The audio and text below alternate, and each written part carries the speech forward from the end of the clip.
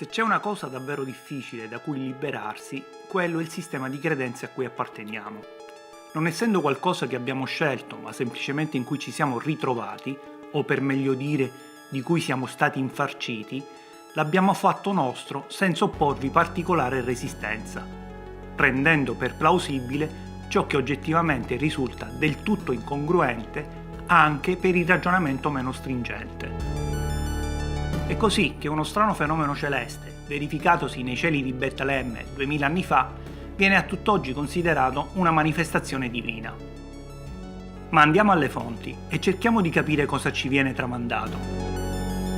Nelle traduzioni ufficiali del Consiglio Episcopale Italiano, in Matteo 2:1-12, leggiamo: Gesù nacque a Betlemme di Giudea, al tempo del re Erode. Alcuni magi giunsero da Oriente a Gerusalemme e domandavano: «Dov'è il re dei Giudei che è nato? Abbiamo visto sorgere la sua stella e siamo venuti per adorarlo». Ed ancora: udite le parole del re, essi partirono. Ed ecco, la stella che avevano visto nel suo sorgere li precedeva, finché giunse e si fermò sopra il luogo dove si trovava il bambino. Al vedere la stella, essi provarono una grandissima gioia. Nella nuova versione riveduta dei Vangeli si legge ancora più chiaramente: essi dunque, udito il re, partirono, e la stella che avevano vista in Oriente andava davanti a loro, finché, giunta al luogo dove era il bimbo, vi si fermò sopra. Quando videro la stella, si rallegrarono di grandissima gioia. Di quale strano fenomeno ci stanno riferendo esattamente i Vangeli? Si è provato a dare innumerevoli spiegazioni, come l'apparizione di una cometa, l'esplosione di una supernova, una congiunzione astrale di Giove e Saturno. Ma la domanda è: ma il buonsenso dove lo mettiamo? Ottenebrato dai sistemi di credenza, ovviamente. Non è necessario essere degli astronomi provetti per capire che nessun fenomeno celeste conosciuto è paragonabile a quello descritto nei Vangeli. Ben lo spiega il libro di Antonio Panaino, I Magi e la loro stella, edito da Edizioni San Paolo. La tesi dell'autore prende corpo a pagina 27, allorché da un esame attento delle scritture si rivela. Leggo testualmente: i magi, dopo l'incontro con Erode, sono finalmente liberi di ripartire, ma qualcosa di appena alluso nel testo, meglio ancora di sottinteso, deve essere accaduto nel frattempo. La stella che i saggi venuti dall'Oriente avevano visto al suo levare li precedeva. In riferimento alla presenza della stella che precede e guida, è introdotto da un ecco, la cui forza è impressionante, perché lascia presupporre che tale segno si fosse provvisoriamente eclissato, per poi ritornare a brillare con la ripresa del cammino dei magi, anche se non immediatamente. In effetti, nonostante le domande di Erode a proposito della stella, essa scompare dalla scena come se si fosse resa invisibile. Per Erode, i gran sacerdoti, gli scribi, ma anche per lo stesso popolo di Gerusalemme. Erode interroga i magi sul tempo dell'astro, ma non lo cerca nel cielo, né nel cuore, né la stella gli si rivela, a conferma del fatto che non di segno profanamente astronomico, fisico, matematico si tratta. Neppure i magi lo possono più indicare nel cielo, perché occhi indegni lo vedano. La stella non può essere visibile a tutti, anzi è visibile solo a pochi, per il momento solo ai magi, che in questo caso sono degli eletti, dei chiamati. La stella precede i magi e li conduce alla meta, in modo del tutto antiastronomico, ossia fermandosi sul luogo dove si trova il bambino. Se però qualcuno dubitasse dell'interpretazione proposta a proposito del nesso narrativo, costituito dal semplice ecco, basterà soffermarsi ancora sul fatto che i magi manifestano una grandissima gioia nel rivedere la stella, a definitiva conferma della sua provvisoria scomparsa agli occhi loro e degli altri. Il riferimento all'apparizione, meglio alla riapparizione dell'astro, indica perciò che il suo celarsi dovrebbe essere durato un po' e che i magi, ormai messisi sulla strada di Betlemme, lo vedono ricomparire solo dopo essersi allontanati da Gerusalemme.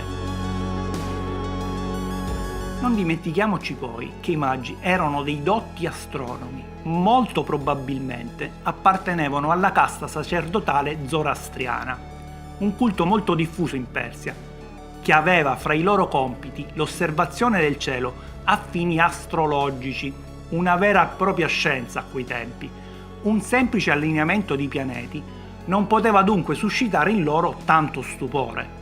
Se aggiungiamo a questo che è di poco tempo fa il ritrovamento di una tavoletta di argilla risalente a 1500 anni prima di Cristo, sulla quale è stata esattamente indicata la posizione di Giove, risulta del tutto evidente che la congiunzione planetaria è un'ipotesi da scartare. Che si possa trattare di una vera e propria cometa è anche da escludere. Questo simbolo è entrato nella tradizione del Natale grazie ad un famoso affresco di Giotto.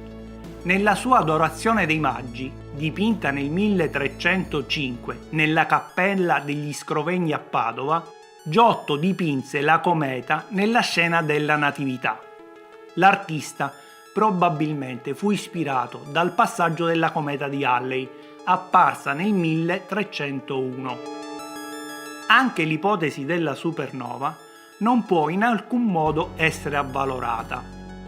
Da una breve ricerca in internet abbiamo potuto verificare che l'elenco delle stelle esplose nella nostra galassia e osservate in tempi storici purtroppo è assai breve.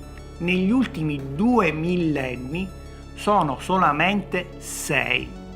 Ce ne fu una nel 185 d.C., nella costellazione del Centauro, registrata da astronomi cinesi, che rimase visibile nei cieli notturni per ben 8 mesi. La supernova del 1006 fu probabilmente la più vistosa in assoluto, osservata dagli astronomi del sud dell'Europa, del Nord Africa, del Medio Oriente, della Cina e del Giappone. Viene descritta come capace di rivaleggiare in luminosità con la Luna al primo quarto. Per un certo tempo fu infatti così brillante che di notte gli oggetti esposti alla sua luce gettavano un'ombra. Anche quella del 1054 fu molto brillante. Fu osservata dal Medio Oriente alla Cina al Giappone. Alcuni pittogrammi incisi su rocce da tribù indiane del Nuovo Messico sono stati interpretati come indicativi di ciò che potrebbe essere stato osservato di quell'evento anche dal Nord America. Le rimanenti sono troppo avanti nel tempo per essere riconducibili al fenomeno avvistato dai magi. E dunque, se non di fenomeno astronomico si tratta, cosa può aver guidato i magi sino al luogo della nascita di Gesù? Lasciamo che sia padre Marco Ardu ad aiutarci in questo compito. Il frate francescano che vive in Sardegna ha pubblicato di recente un libro intitolato La stella di Natale, edito da Epdo, in cui non fa mistero che vi sia la concreta possibilità che a apparire in cielo sia stata una nave spaziale, un UFO. Padre Ardu argomenta bene la cosa, chiedendosi da chi era composta la notte di Natale a Betlem la moltitudine dell'esercito celeste che lodava il Signore, che parlò e si fece capire da uomini di questa terra. Potrebbero gli stessi aver guidato macchine aeree che si accendevano come luci in cielo? Queste luci, agli occhi degli uomini di quei tempi, che non conoscevano l'aviazione, vennero assimilate all'unica cosa a queste somiglianti, vale a dire una stella.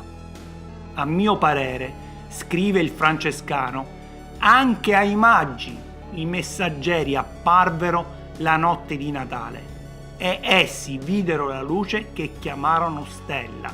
E se quella stella probabilmente faceva luce anche di giorno, forse era il prodotto di una tecnologia avanzatissima, usata da una civiltà non terrestre, che ha avuto il compito di annunciare la nascita di Gesù.